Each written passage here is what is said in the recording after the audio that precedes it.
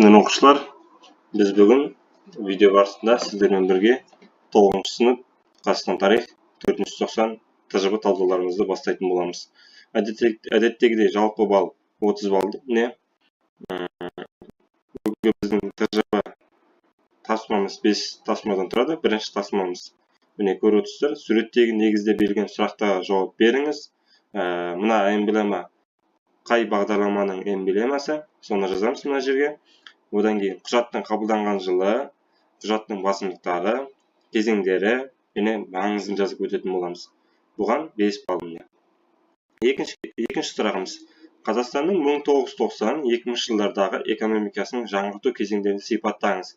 Яғни бірінші кезеңнің, екінші, үшінші, төртінші кезеңнің жылдары мен сипаттарын жазатын боламыз. Міне осыған 8 балл беріліп отыр. Үшінші тапсырмамыз. Статистикалық деректер негізінде берілген сұрақтарға жауап беріңіз. Мына диаграммаға назар аударамыз. Міне көріп отырмыз.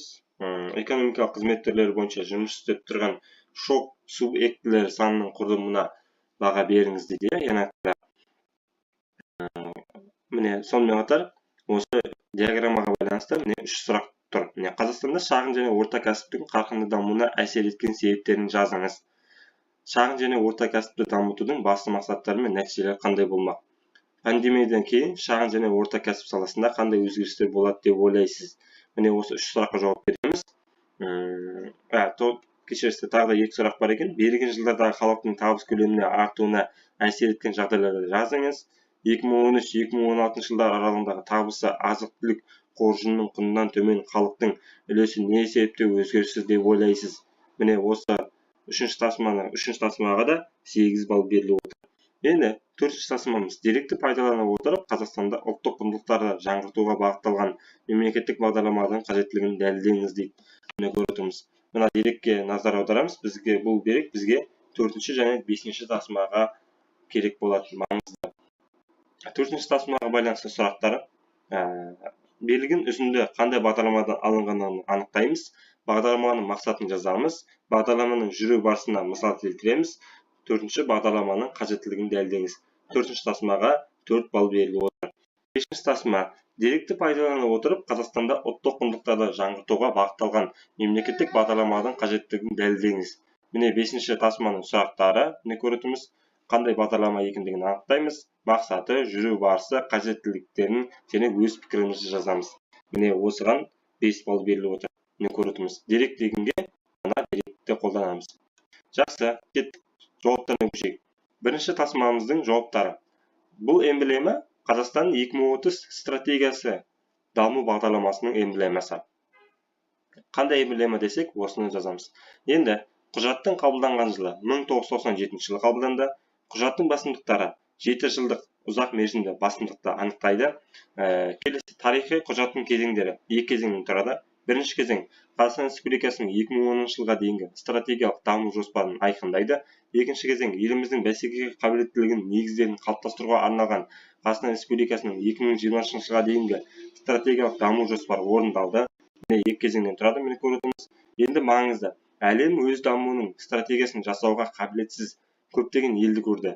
Мемлекеттің өз жоспарын орындай алмаған мысалдар одан да көп. Әртүрлі жағдайлар, саяси ықтиярының нашарлығы мен көшбасшыларының қабілетсіздігі арман мұраттың күйреуіне әкеліп соқты. Азаматтардың әл-ауқатын жақсарту мен елдің гүлденуіне апаратын жол күрделі әрі ұзақ. Сенімді стратегияға ғана табысқа апаратын анық. Міне осымен біздің бірінші тапсырмамыздың жауабы аяқталды. Келесі екінші тапсырмамыз. Қазір жақындатып берейін. Міне, екінші тапсырмамыз. Бірінші кезең 1991-93 жылдар аралығын қамтиды. Сипаты экономиканы түбірімен өзгертуден бастап ұлттық валютаны енгізуге дейінгі кезеңді қамтиды.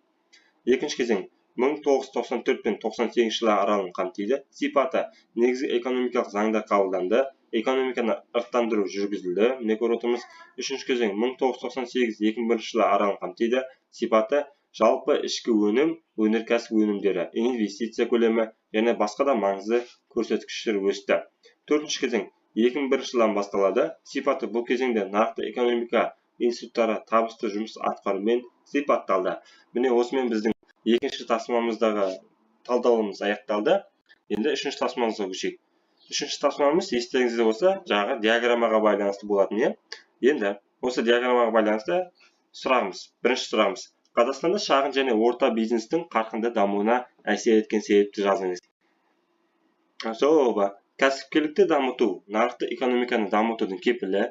Сондықтан да кәсіпкерлік төңірегіндегі көптеген мәселелердің экономикадағы рөлінің аса маңыздылығын дәлелдейді.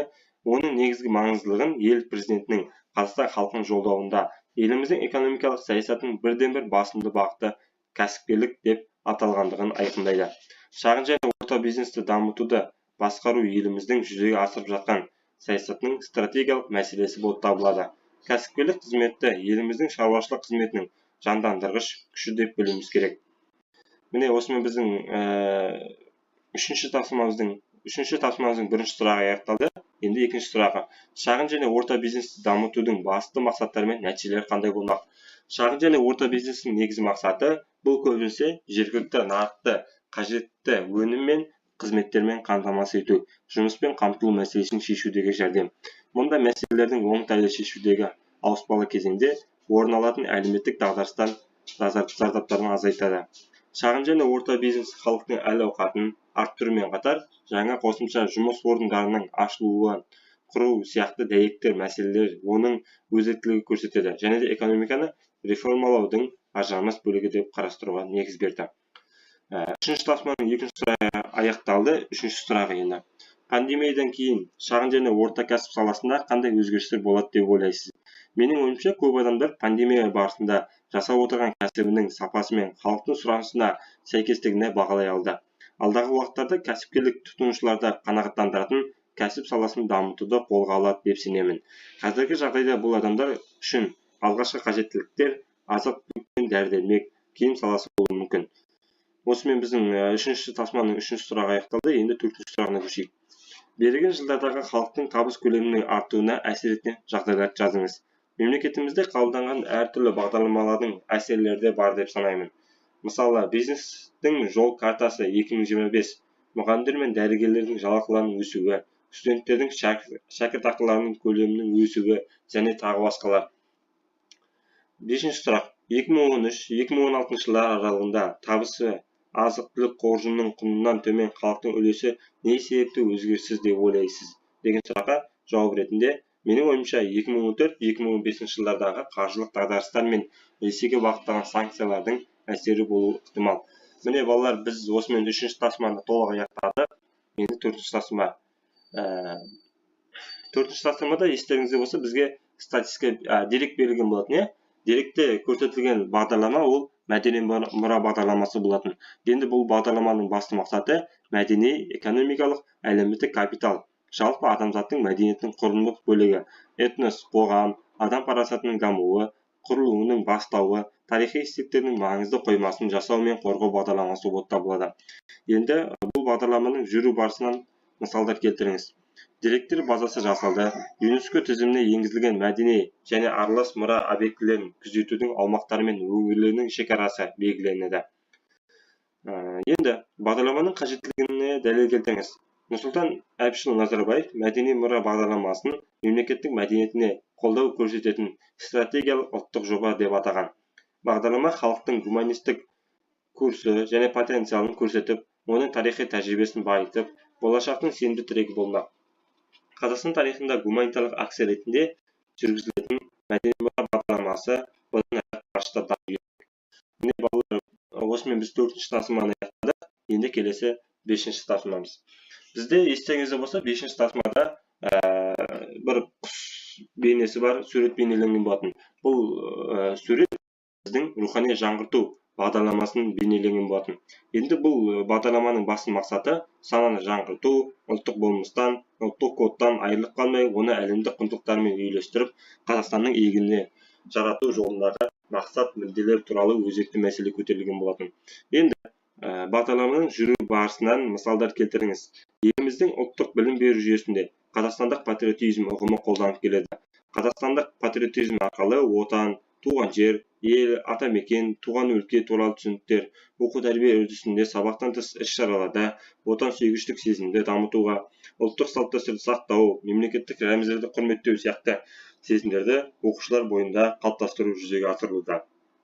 Енді біздің бағдарламаның қажеттілігіне тоқталамыз. Екі дәуір түйіскен өліара шақта Қазақстанға түбегейлі жаңғыру және жаңа идеялар арқылы болашағын баянды ете түсудің теңдессіз тарихи мүмкіндігі беріліп отыр. Жаңа жағдайда жаңғыруға деген ішкі ұмтылыс біздің дамуымыздың ең басты қағидасы. Өмір сүру үшін өзгере білу керек. Оған көнбегендер тарихтың шаңына көміліп қала береді. Енді бағдарламаға қатысты өз пікіріңізді білдіріңіз. Бағдарлама заман талабына сай, болашақта Қазақстанның ұлттық құндылықтарына сақтай отыра әлемге танылуына мүмкіндік ашады. Міне балалар, осымен біз 5-ші тапсырмамызды аяқтадық. Жалпы осы 490-дағы тәжірибемізді аяқтадық. Жалпы 30 балдық тәжірибемізді аяқтадық десек те болады. Егер оқушылар сіздерге біздің шығарылымыз, видео барысымыз, тәжірибе талдауымыз ұнаса, арнаға тіркеліп, лайк баса кетіңіздер. Және де комментарийге сіздерге қандай тәжірибе керек, керек, және де қандай тақырыпта тарихи видео керек жаза кетіңіздер. Жақсы, сау болыңыздар.